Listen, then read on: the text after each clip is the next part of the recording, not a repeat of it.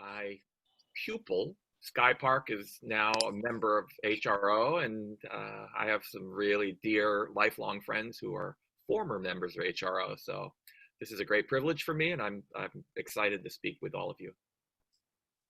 That's so awesome. Okay, so I'm just gonna start out with broad question.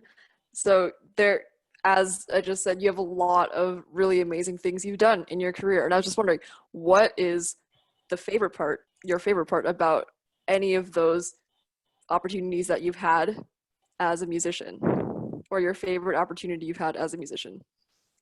Well, it's kind of hard to say because when you're concertmaster of the Philadelphia Orchestra, I mean, I'm certainly not, I don't think I'm exaggerating when I say it's like one of the greatest jobs a violinist, a classical musician can have in the world. And so, because of that, I have to start by saying that all the wonderful things in my life now, the good portion of them are possible because of the title of Concertmaster of the Philadelphia Orchestra, not because I'm David Kim. It's just, that's the way it is. And I'm just, you know, like this wonderful opportunity to speak to HRO, and I all the teaching that I do, all of that stuff is because of that wonderful title.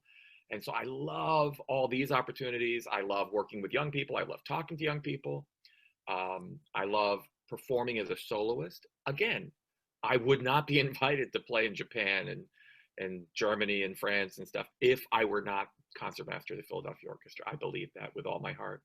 So all of those things, there's not one thing really that stands out that's more exceptional than any others. They're just all incredible opportunities, and I'm very grateful for them.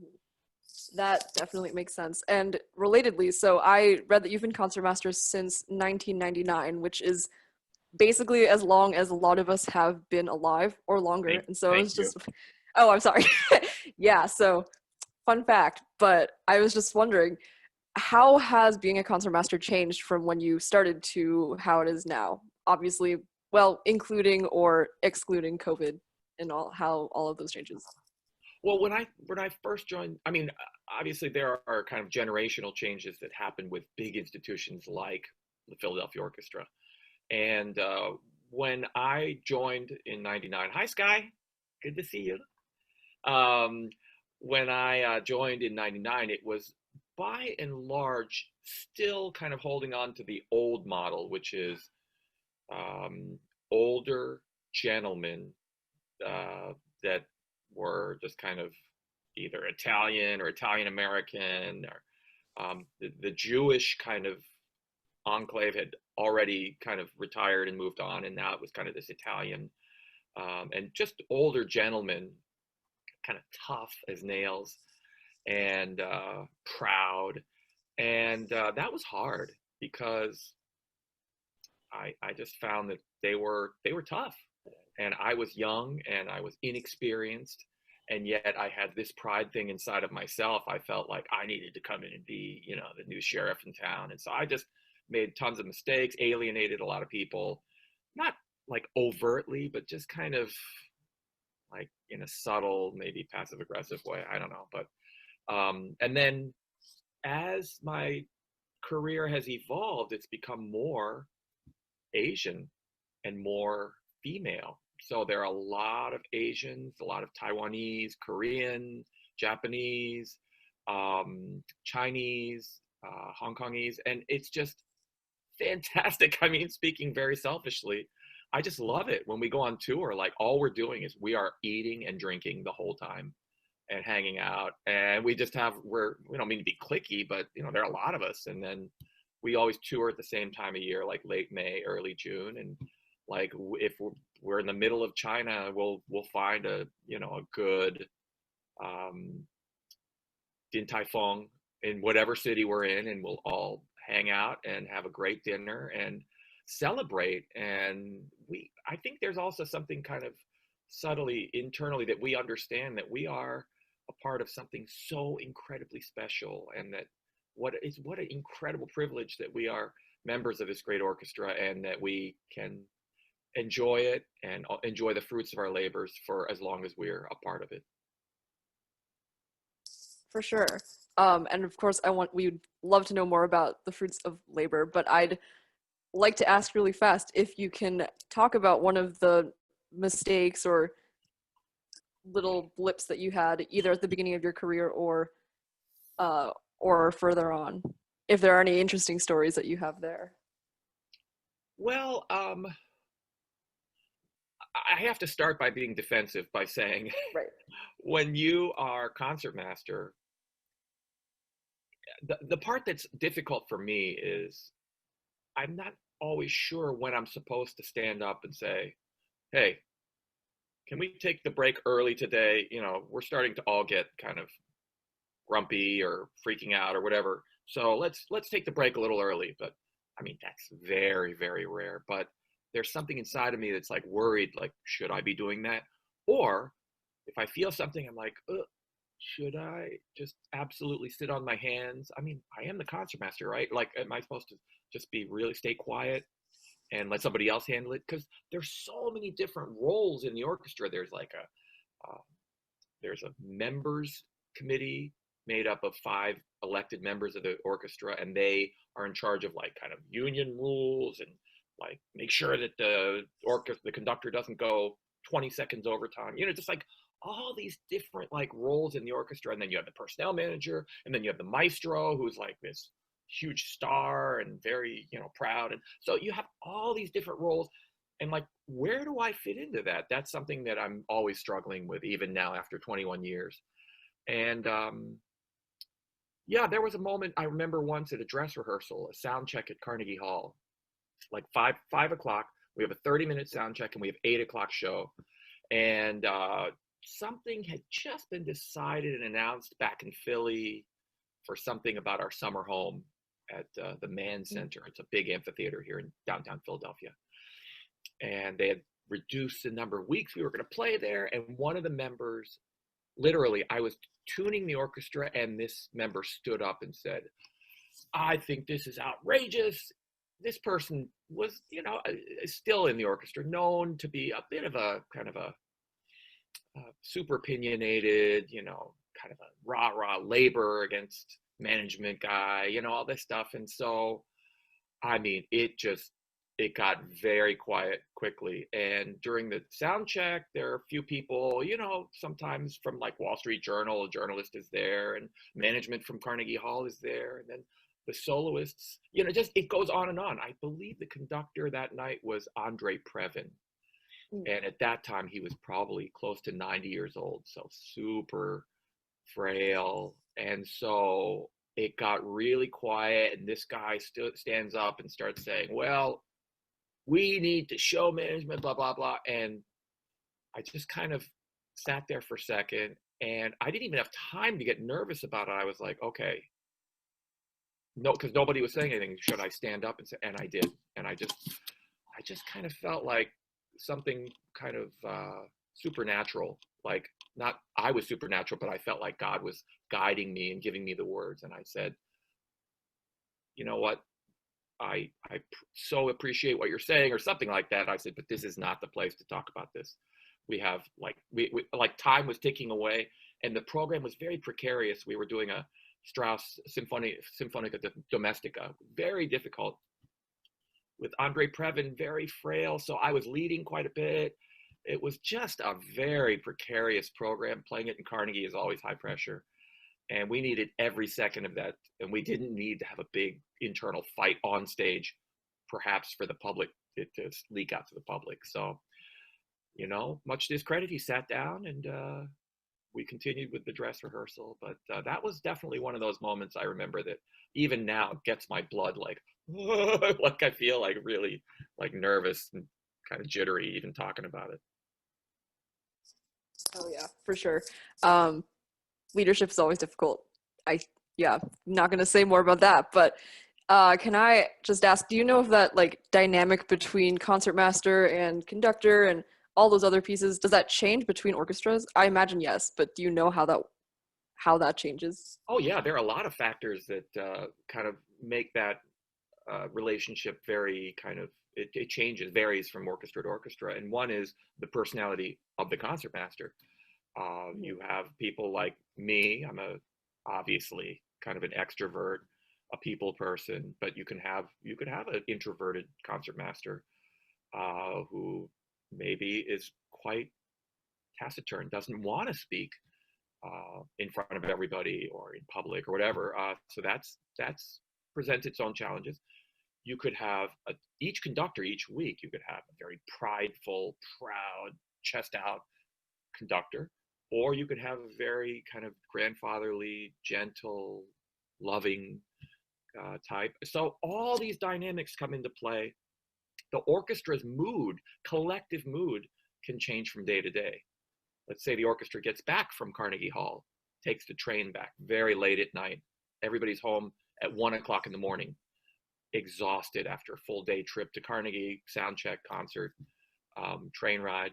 And then next morning, you have to be back by 9:30 for a children's concert, which we're already like.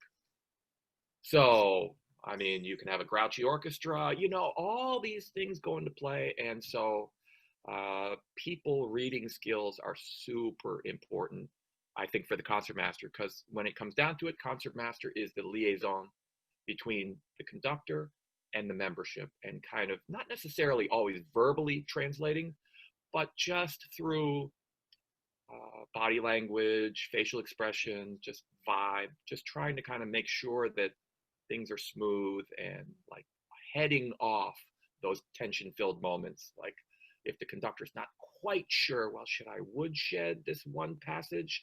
And he or she may look at me like, and I'll be like, fine, we can move on, no problem. Because I feel if I have a feeling that if we concentrate on that and spend more and more time and it doesn't go well, let's try it again, third and fourth iterations, then you can get a really grouchy orchestra. And with a big orchestra like this, with famous people occupying many principal positions, you can have somebody literally speak up and just say, I think we're fine, or, I think we can move on, and then everybody's like, ugh. So I'm trying to head off anything like that. Gotcha.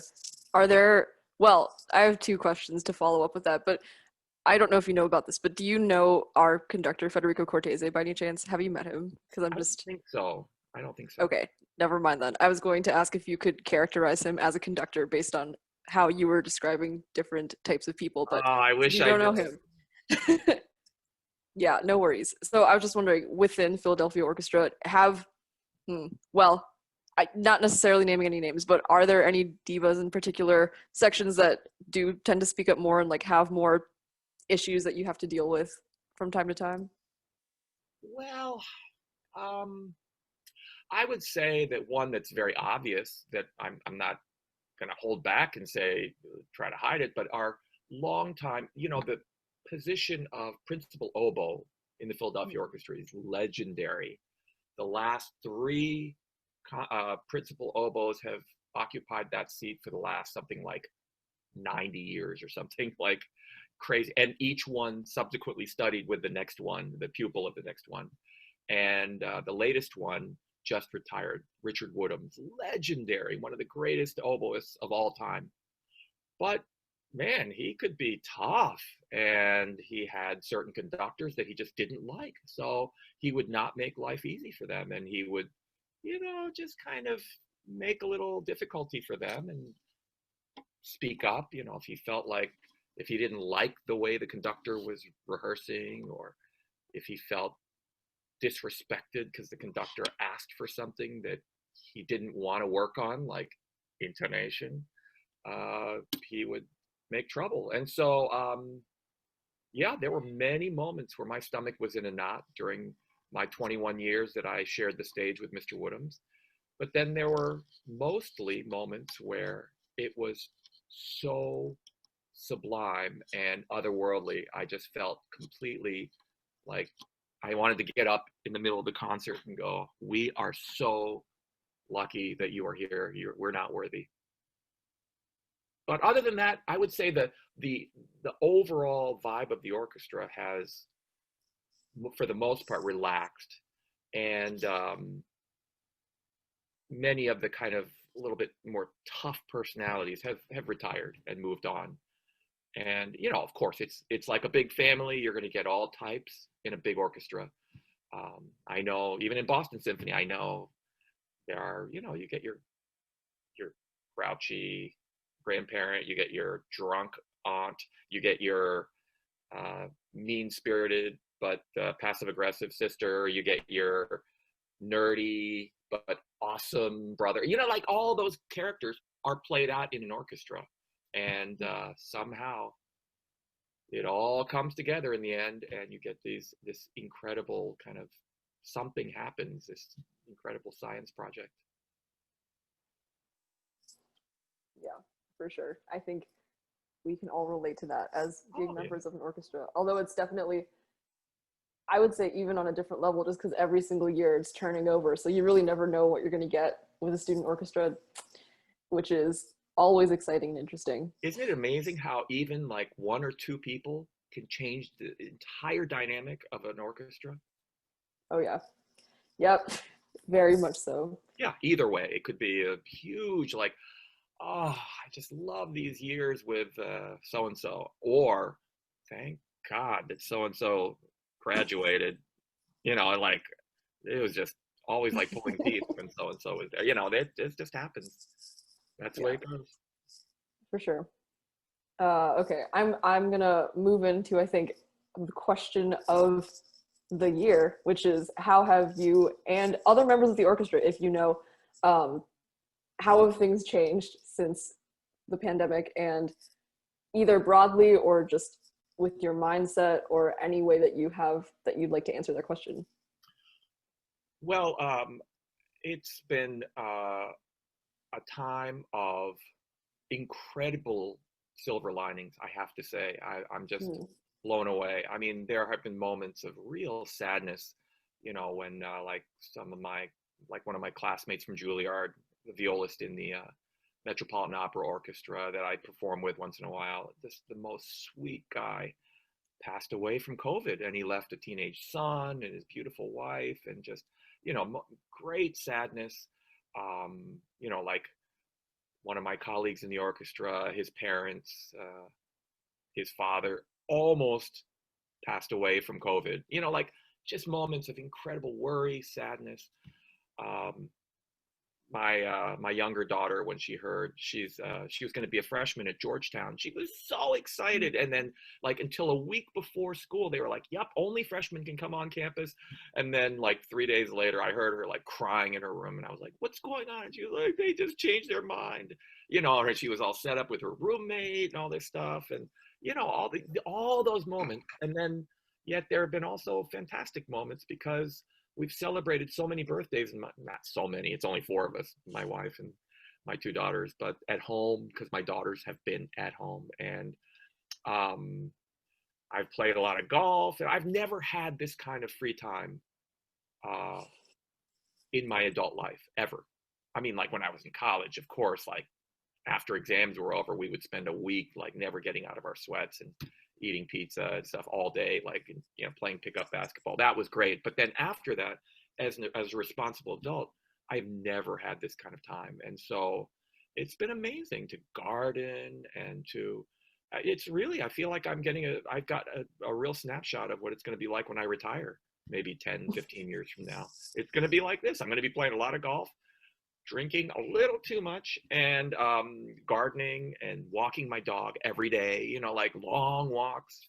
So it's been wonderful. And as we spoke about, you and I, Jenny, before we Mm. started this too shall pass, Yeah. inevitably. And before you know it, we will inevitably be back, you know, crazy, running around, overcommitted, stressed out. It's going to be back. So I'm trying to enjoy as much as I can now, and trying to be safe. And yeah, that's pretty much it. I can't believe it's actually gone by pretty fast since that last performance we gave in March. The orchestra gave an online performance basically that went out to the world, and Mhm. we thought, oh, okay, we're going to be back in about maybe 3, 4 weeks. I barely loosened my bow, and I didn't put it in the case. I just put it like on the shelf in my locker, shut it, and just went down to my car in the garage. And I was like, yeah, I'll be back. Little did I know, months would pass and I would come back and like my half-eaten muffin was still in my locker. I mean, it was unbelievable. And yeah, so now I can't believe we're already in October and we're into the fall. And you know, I'm sure you guys are feeling the same thing. Like, whoa, the school year, even as it's virtual, is going by really fast. You know, and this whole kind of new arrangement with the school year. Are you guys doing also like you're finished like after Thanksgiving? Um, Somebody correct me if I'm wrong about this. I think we're just having a normal length semester, but You're everything, virtual. yeah, because good and bad thing about Harvard is that they never had a plan to bring everybody back to campus. They do have freshmen on campus, which is nice, and whoever else needed housing. But for us, it was from the get-go, all virtual classes, and then whoever needed housing got housing. Right, right. Well, I do hope that before long you guys will be back on campus and doing your thing. And oh, it's such a magical time. But you know, someday, many years from now, many decades from now, you'll be back and you'll be talking to your families and saying, "Wow," and reminiscing and like, "Wow, I can't believe, you know, 2020. I just missed my sophomore year, or whatever." You know, you'll be looking back, but this too shall pass. And sad as it is, we'll be okay. Yeah, for sure. That's the hope. Also, FYI, for everybody who is here, at some point, hopefully, we will be able to open the floor for other people to ask questions. I can still ask more because I have more, but just have that in your minds because it would be great to get other people's voices besides my own speaking into the ether. So I do have a question though. In your musical career, has there been before this any big comebacks that have had to happen? Like before this in your memory, what was sort of the biggest setback that you guys had to face and Oh deal yeah. with? Oh, absolutely. There have been two huge ones. The first one was the magnificent Philadelphia Orchestra filed for chapter, what is it called? Chapter 11? You know, bankruptcy protection. We basically filed for bankruptcy. And that felt like truly like the end of the world. Like when you get into the Philadelphia Orchestra, the Boston Symphony, a big orchestra like that, you basically feel like you've won the lottery because it pays beautifully and you travel the world and you know you're treated like royalty, all that stuff. But um, it was so shocking when the orchestra filed for bankruptcy, and yet um, it was over pretty quickly after that. The board worked really hard, and we came back, and it took a while, but you know, for our public to regain confidence in the institution. And then the other one was when the orchestra went on strike, and that was really jarring because it was opening night, and our opening night is one of our huge fundraisers, and um, the lobby of our concert hall, the Kimmel Center, is totally decked out. They have tables on all the tiers, hundreds of people all dressed, completely dressed to the nines. And we voted to go on strike like 15 minutes before the dinner was supposed to start or the concert was supposed to start. And we basically, you know, we voted, and I can say right now, I voted against it. I thought it was a huge mistake. I mean, it was just sending the absolute wrong message at the wrong time. All our biggest donors were sitting there a couple hundred feet away, sipping their champagne, getting ready for the concert and everything. And we went on strike and basically canceled the whole evening. And then I was like, oh, geez, you know, I got some of my stuff and I was going to go down to the garage, and I opened my dressing room door, and all my colleagues are lined up with all these huge signs like, you know, Philadelphia Orchestra on strike, stop treating us like dirt, management, you know, like, And I was like, wait, what's going on? And they were like, quick, grab a sign. We're going picketing. And so I threw all my stuff on the ground, and then I went and grabbed a sign, and we walked through the lobby between the tables, between all those people who've given millions of dollars to the Philadelphia Orchestra. And we went on through the front sidewalk in front of the Kimmel Center, and we picketed for the rest of the evening. That was really a moment of real depression. I was just so sad. You know what? I have one more, Jenny.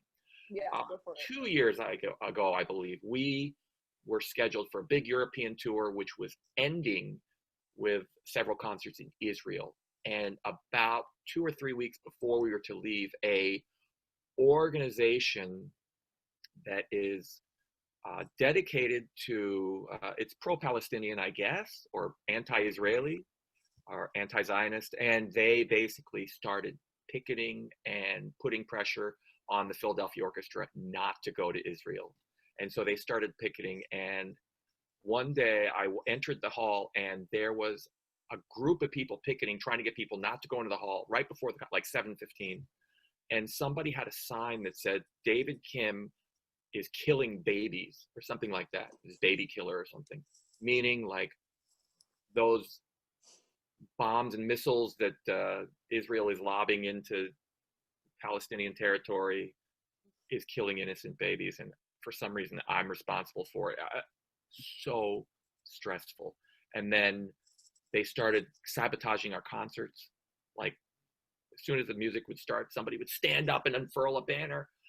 Israeli, blah, blah, blah, you know, like Philadelphia Orchestra, don't go. And it's crazy. People dragged out and stuff. And then it continued all the way through Europe. And as we had to hire a security firm, and these guys were carrying like huge guns, like right here, and sitting on the edge of the stage while we're playing, you know, this kind of stuff. In the end, we did end up going to Israel, and it ended up being incredible. But those few weeks leading up were so stressful. And for me also, because as concertmaster, I was like, what am I going to do if somebody rushes the stage? Because the protesters were hiding. They would buy tickets, and they would hide in the front row, right near me. And I was like, what am I going to do if somebody rushes the stage? And I mean, is my job to like put a karate kick on somebody's face, like as they come up? Am I going to like, not that I know how to do that. What was I going to do? And so thankfully that never happened, but it was very stressful time for me as concertmaster and as the leader of the orchestra, having to go out and tune the orchestra and wondering like, what's going on, you know? So yeah, those were the most stressful times for the orchestra. What would you have done if somebody rushed the stage? Well, you know, I use an orchestra-owned violin. It's worth about $2.5 million. I'm not really sure, but I mean, people were freaking out. My colleagues were freaking out, so afraid. And I think the first thing I would have done, whether I was going to like try to push somebody from coming up on the stage or whatever, I think the first thing I would have done was hand the violin to my stand partner, Juliet. Like, can you hold my beer for a second? You know, like that feeling. I would have been like, can you hold the quad? And then I'm not really sure, but I don't think it would have come to that, because after the initial concert in Brussels, where Hélène Grimaud, the great pianist, was playing Brahms concerto with us, B-flat concerto, and then they stood up and screamed and stuff. And then we all had to leave the stage and all that. Then they hired this German security firm, and they traveled with us, and all these beefy guys, Euro dudes, were like standing on either side of the stage with guns and stuff. It was so crazy.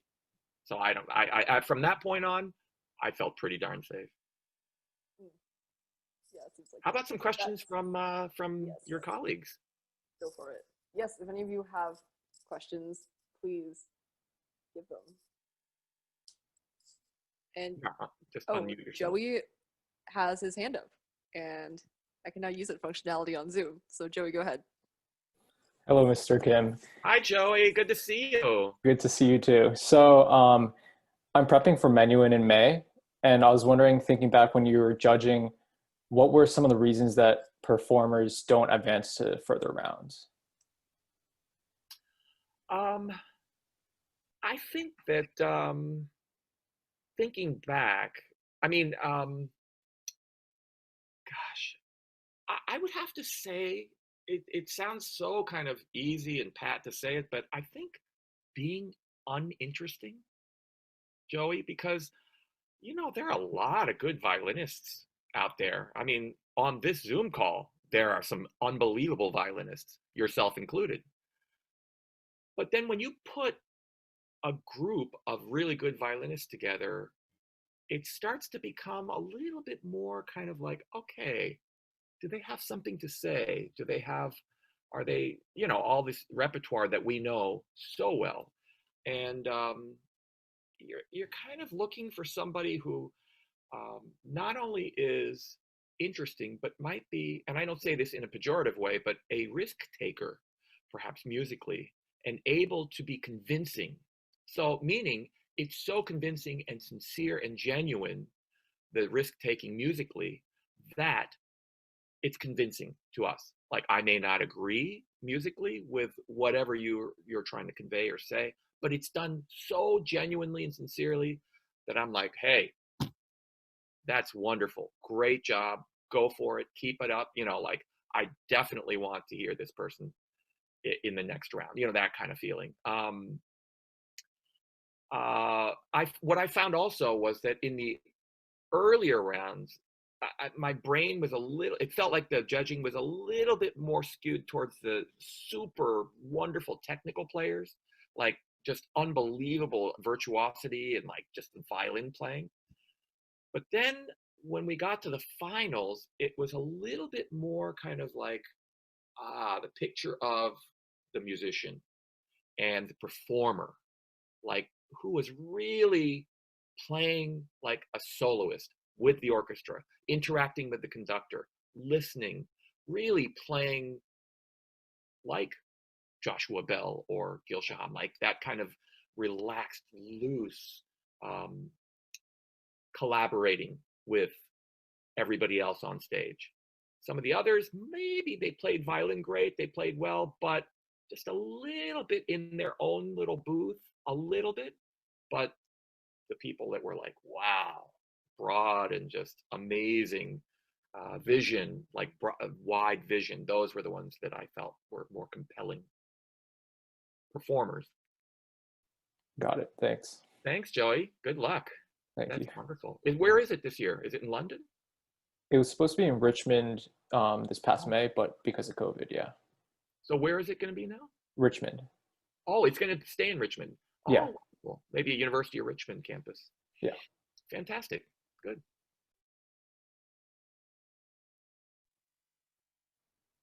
Other questions? Floor is still open, and as is the chat, because Zoom has that as well.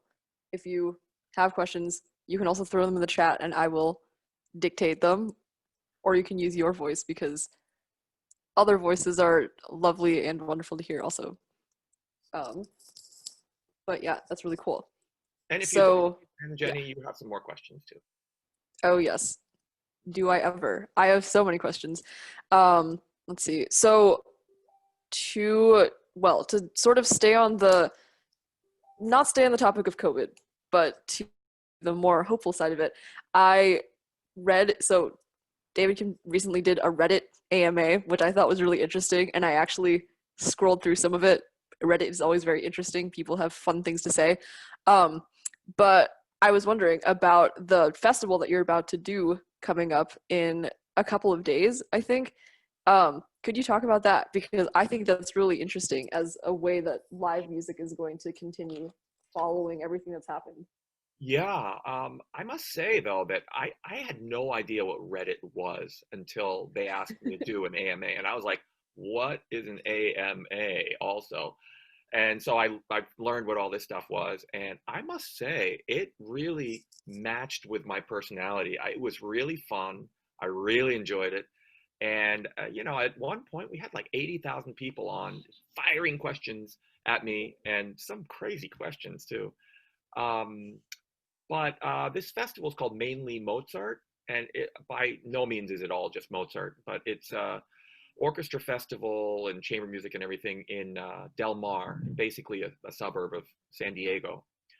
And this is the week that they normally have professional orchestra musicians from around the country come into San Diego and form an orchestra, and we play different programs. And I've never done it. I've been asked to do it for years and years, and I can never make it.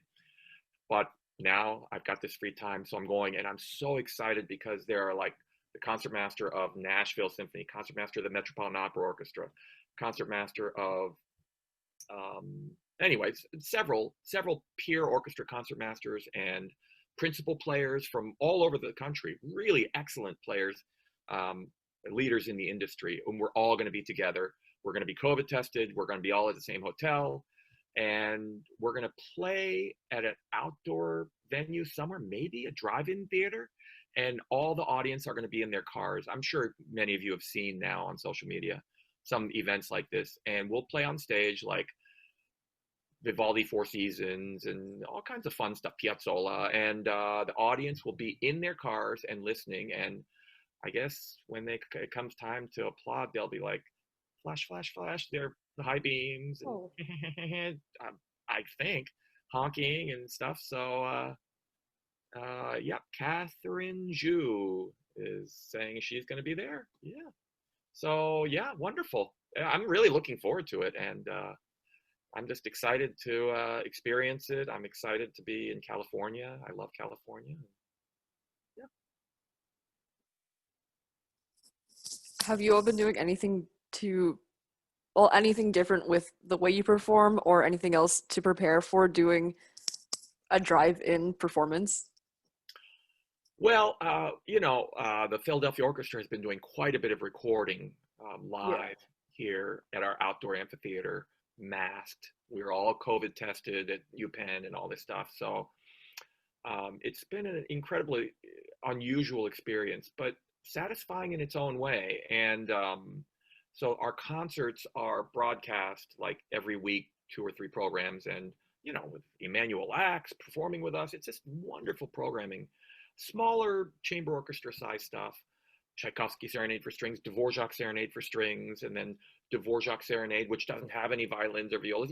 Just kind of trying to keep the numbers small on stage. We're socially distanced. Even the winds and brass are in their own little plexiglass booth. Right. I mean, really, people are very spread out. Like the basses are like 50 yards away from me, and yet somehow we're making it work. And people have been wonderfully receptive, our audience around the world. And so I'm just very happy that we have stuff like that to do, to stay relevant, to stay connected with our audience. And I'm looking forward to the experience of doing this kind of drive-in theater type. You guys are too young, you don't know, but when I was a kid, drive-in theaters were a thing. Like you would go and drive, and then you hook up this like big speaker thing and you hang it on your window. And then there's like one building in the middle of the parking lot that has a little, like, it's like a movie theater restaurant. And then you go there and get hot dogs and snacks, and you bring it back to your car. It's really fun. And then you watch this ginormous screen in front of you. So this will be kind of a trip down memory lane as well. And yeah, I'm really looking forward to it. Plus, I'm excited to eat fantastic Mexican food, Asian food. I'm like looking for food trucks already, and just it's going to be really fun to hang with my friends. It'll feel like the good old days.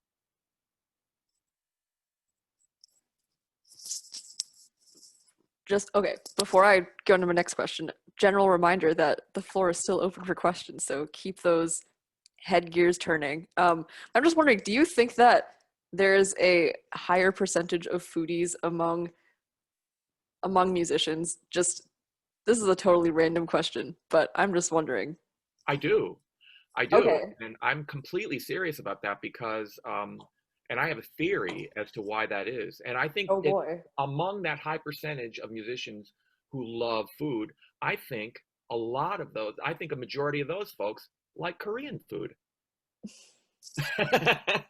I don't know what it is, but when we tour Asia, we love Japanese food. We're in Japan, we're doing tonkatsu and we're doing tempura, and we're just loving it, and sushi and everything. And then we go to China and we're doing the soup dumpling, xiaolongbao, and we're just enjoying it and Peking duck every night and stuff.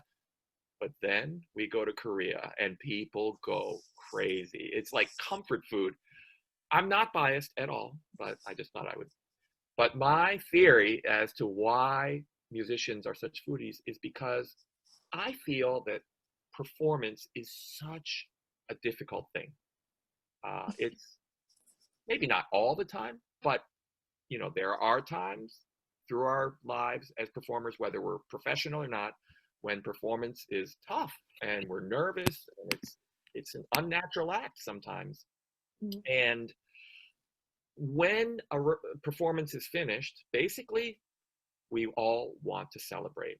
And that's why I think, because many nights, everybody else is asleep, we get home from the concert hall, we put on our comfy clothes, or we go out to a cool place and we nosh. We start eating and drinking and just enjoying ourselves and celebrating that we were somehow able to make it through a performance. And we did our best. We just left it all out there emotionally, with preparation, with the nerves, all that.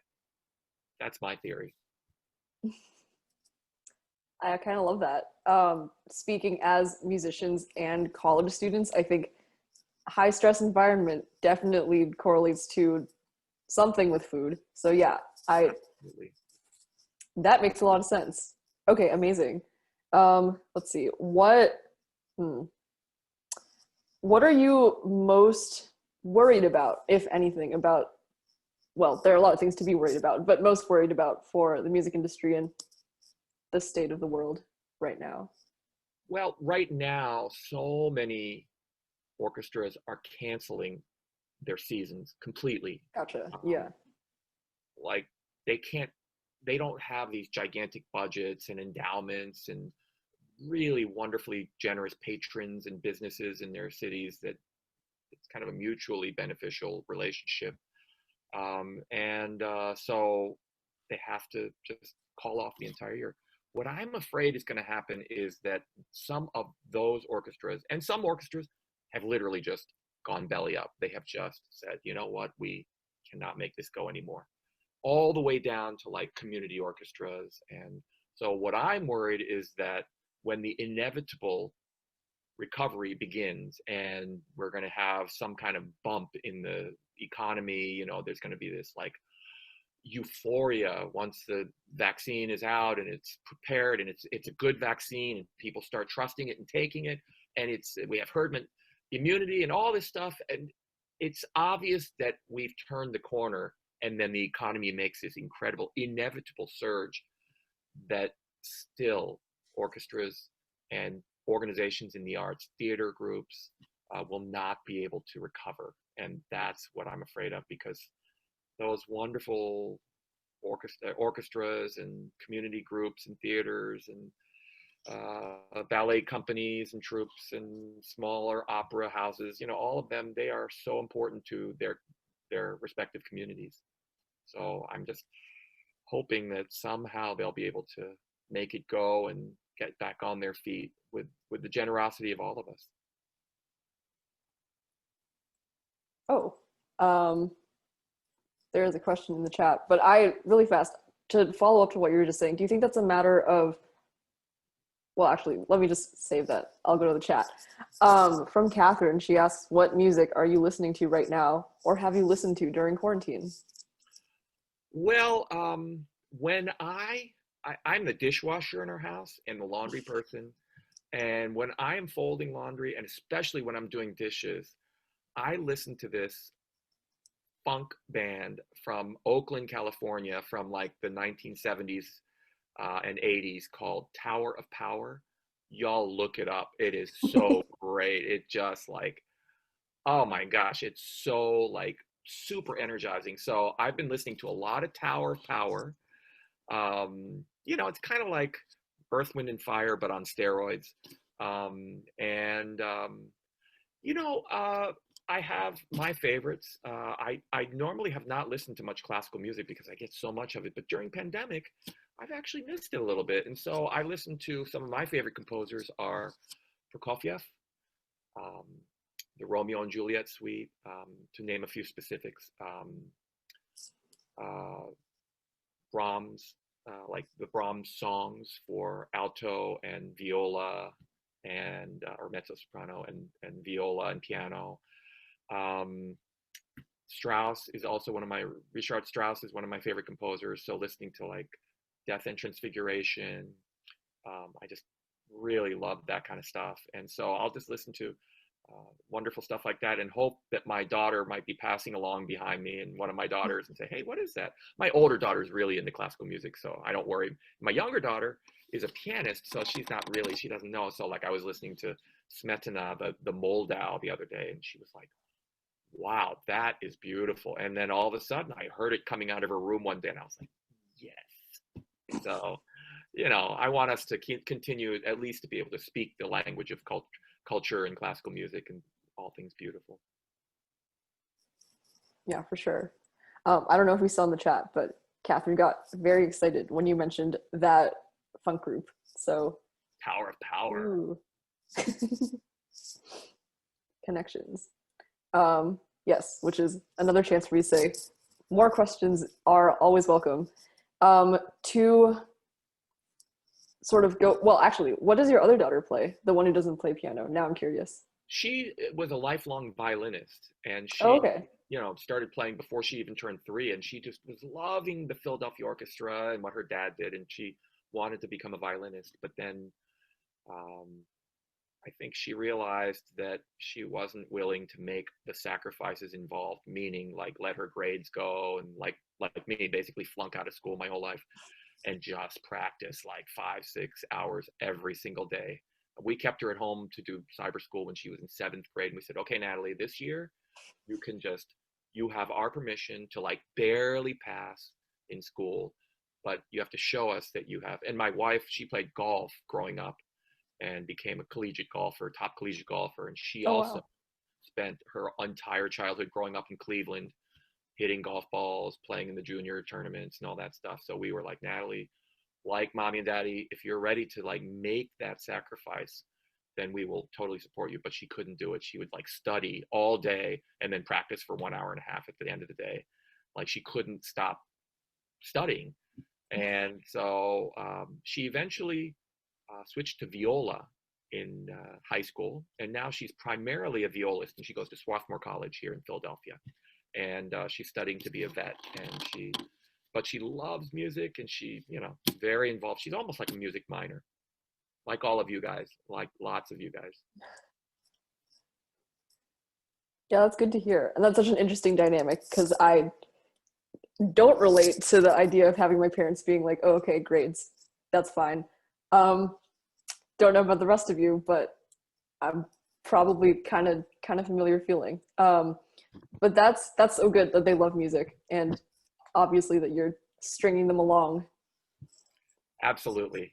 Yep, they do love music. And my younger one is probably not going to not take lessons or anything when she gets to school or anything, but you know, she does give Zoom lessons. She has some young students, you know, like 7 and 8-year-old kids and stuff. So I say mission accomplished. She can play some piano and she loves it, and she loves music. So if she never takes another lesson again for the rest of her life or really practices, that's okay. Mission accomplished. Yeah, I'm sure that there are plenty of Tiger parents included in this call. I mean, I cannot imagine you guys. Oh. Yeah. Oof. I'm wondering actually about, well, kind of related to younger people, but do you have anything about college that you could have to share with us? I know you did mention it a few times in this call, like good times and all that. And so I was wondering if you have any particular advice for us as college students, or just things that we should make sure we don't miss out on. Obviously things have changed now, but as well as you can. I'm going to sound like a real parent now, but I think that the one thing, and it's probably required anyway, but I think you guys should all try to have another language, you know, like whether it's French or Spanish or Mandarin or Korean or Japanese, whatever. You should, I think that opens up a whole different world if you have another language, an additional language. And so I would just encourage you to not let that go, because oh, you're like, oh, I got it done. I tested out of it in college, and I mean after high school, so I'm done. But I would say, it's not a bad thing to have a little bit.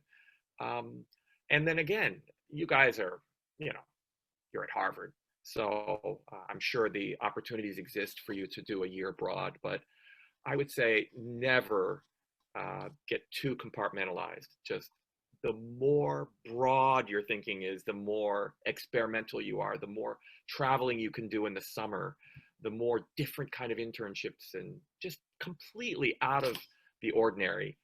That's the way to go.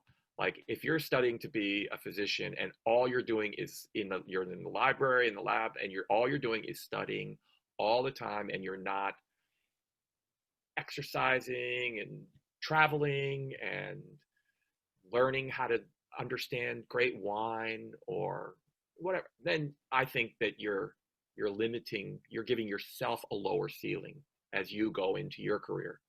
And you guys are the luckiest ones. You have all the resources in the palm of your hand. You have supportive parents. You're at this wonderful school. You've got resources. I'm sure there's so many grants that you can apply for, grad assistant stuff. There's just so much out there that's within your reach. And I would say, don't wait, just go for it and just try it all. And some of it will stick and some of it won't, but don't miss out on it for lack of trying. How many languages do you speak? I only speak English. No, I'm just kidding. No, I speak Korean too. Okay. And yeah, I was born in this country, but that was another gift that my mom gave me besides playing the violin. Is she passed away when I was 14. I'm an only child, and she never spoke a word of English to me until the day she passed. And so now I can conduct an interview in Korean. I can speak in Korean. I go to Korea. I'm comfortable. And I am, if not as grateful, I think I'm more grateful that she gave that gift to me than the violin. I think it's just the most wonderful gift she could have given me. That's good to hear. I'm sure all of us will take that advice as well as we can. And whenever we can get abroad, are going to try to get abroad. Yeah. Yeah. Speaking of, you mentioned that you really liked Prokofiev and Romeo and Juliet. This is kind of an aside, but we're trying to do virtual performances this year for HRO because, we have to exist in some way, and we don't have yet the capability of doing big live performances. And so we're planning on doing Prokofiev masks from Romeo and Juliet. So anyway, that was just one of my favorite movements from that. You'll be able to find a ton of resource out there, like on YouTube, and so many people have so much experience now, and everybody has purchased. There was a time when you couldn't buy an external microphone to plug your iPhone or your iPad because everybody was buying all that stuff up and creating like home recording studios in their living rooms and stuff. But that's past now, and so I think that's a great idea, and you guys will have fun doing it, and it's a nice little project for sure. It's very doable. Masked is a short movement, so that'll be nice. You'll find it's not easy trying to sync up everything and play together and make it all work. So the key is to have a good sound engineer, one person that's the boss. Oh yeah, for sure. Did you have to do any of that yourself, like any of the tech stuff when you were all? Yeah, well, a ton of recording for the orchestra, for fundraising, and for commerce. I've probably done almost 20 home recitals from my living room. Oh wow, yeah. For retirement homes around here. And if any of you guys, that's a great resource. And churches, is you can literally find an activities director online, at all of these retirement communities, wherever you are, and they're looking for stuff. Aged people are depressed. They're trapped in on their, campuses. They're trapped and they're so sad and they feel so neglected. And so I've been sending these videos and I speak on camera about the music I'm going to play. I tell them kind of like what we're doing. I say, oh yeah, today I took my dog for a walk. And, of course, a lot of these people are big supporters of the Philadelphia Orchestra, but I've also sent them to retirement communities in Florida and Louisiana, and they don't know me from Adam, but they broadcast it on a private YouTube channel through the in-house channel at some of these places. And it's also been, I'm pretty bad with technology, but it's been fantastic because my two daughters are in the house. So my older daughter has a digital SLR camera, and I bought a couple of things, some lighting, and she really helped us out. And so, I really appreciated her presence because I was like, I have no idea what to do, and she would send it directly from her computer and download it overnight and stuff. That's good to hear. Yeah, technology can do amazing things, which is how we're all gathered here and able to talk. Yeah, I'm gonna open one last time if people have last questions, because we're almost at the end of our hour with David Kim, which is very sad because this has been so great. Oh, Kian. Yes, go ahead.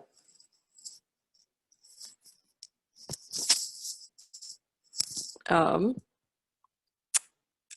gonna, yes, because your hand is up. But, oh, there you go. Okay, cool. Okay. Yeah, I made the mistake of trying to turn on my video and it kind of lagged everything out there for a second. I'm sorry. No, all good. Yeah, so earlier when you were talking about some of your most stressful experiences as a concert master, you were, a lot of it struck me as like remarkably political when you were talking about, the orchestra being on strike and your relation with this pro-Palestinian group. I was wondering your thoughts on, do you think it's the responsibility of members of an orchestra or an orchestra to use their place in society to spread these messages, or do you think it kind of hurts the institution to needlessly politicize it?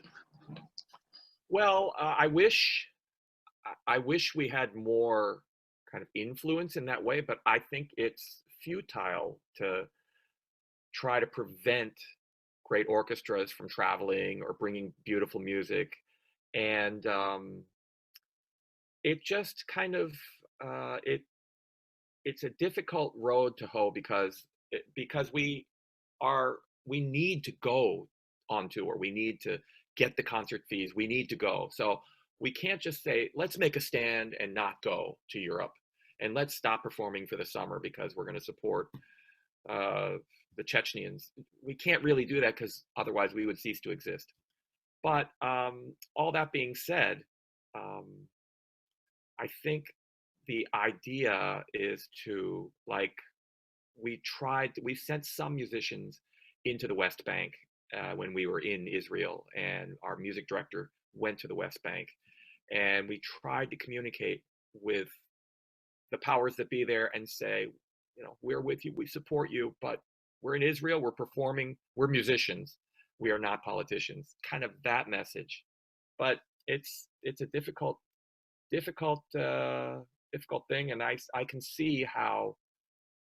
I remember when Michael Jordan was a huge star, and people asked him similar questions, and he was like, he really didn't want to get involved, and so he was like, I'm just an athlete, and then people got mad at him, and so then you see LeBron James is very, very involved and very vocal. So I guess everybody has to do whatever is in their comfort zone. But thank you for that really, really good question. I'm sorry I didn't have a very good answer for you. Where are you, by the way, Kian? I'm on Long Island in New York, but SpongeBob background because why not? Spruces things up. Well, as we say goodbye, I just want to say thank you all to you guys, and hang in there. And as concertmaster of the Philadelphia Orchestra, I have a very short bucket list because everything keeps happening. Like, oh, I wish I could perform a solo with the orchestra on tour, and I did it. But I do have to say, well, something on my bucket list would be to perform with HRO. I have always wanted that because just thinking back to the history of HRO and all the wonderful people there, it would just be like, I would be so thrilled to do that. So someday, you guys, if you're not graduated at some point, let's do something. I would love to do something like Vivaldi Four Seasons without conductor and we all play together, or do Tchaikovsky Serenade for strings, or we do an expanded version of Mendelssohn Octet or something. It would be so much fun. And yeah, I would really love that. You guys play what, Sanders Theater? Yeah, yeah. So it would be just Yeah. a thrill. It would be a thrill to do that. So thank you. It was a real privilege to talk to you guys. Jenny, great job organizing and moderating today.